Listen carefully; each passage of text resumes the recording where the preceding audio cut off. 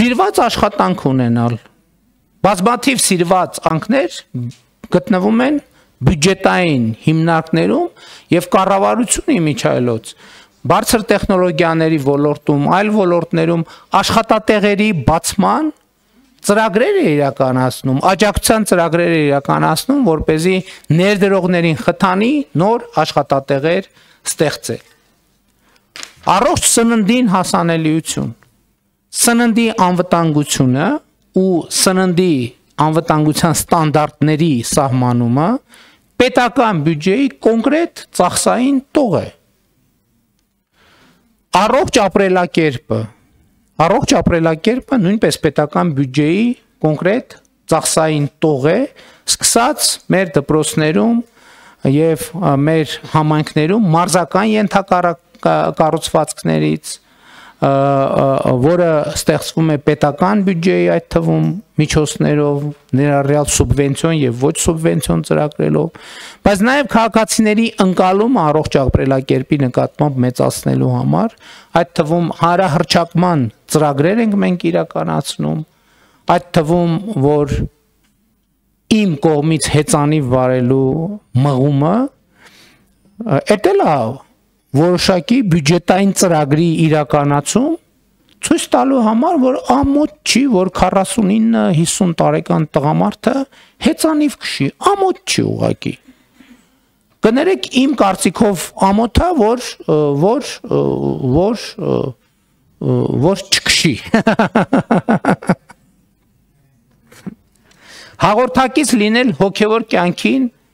եւ մշակույթին։ Այսօր Հայաստանում շատ ակտիվ մշակութային կյանք կա,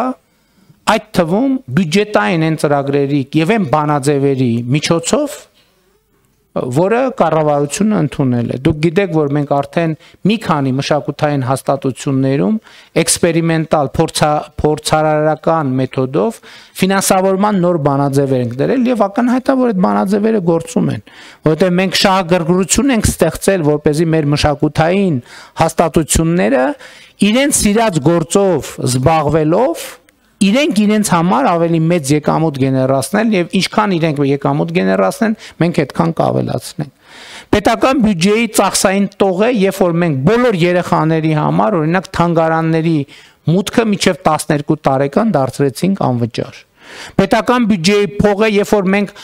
աբոնենտային ծրագիր ստեղծեցինք, աբոնեմենտային ծրագիր ստեղծեցինք դպրոցականների համար, որպեսզի ամեն դպրոցական տարին պետական բյուջեի հաշվին գոնե մի թատրոն, գոնե մի թանգարան, գոնե մի համերգ այցելի եւ դրանում ներառեցինք նաեւ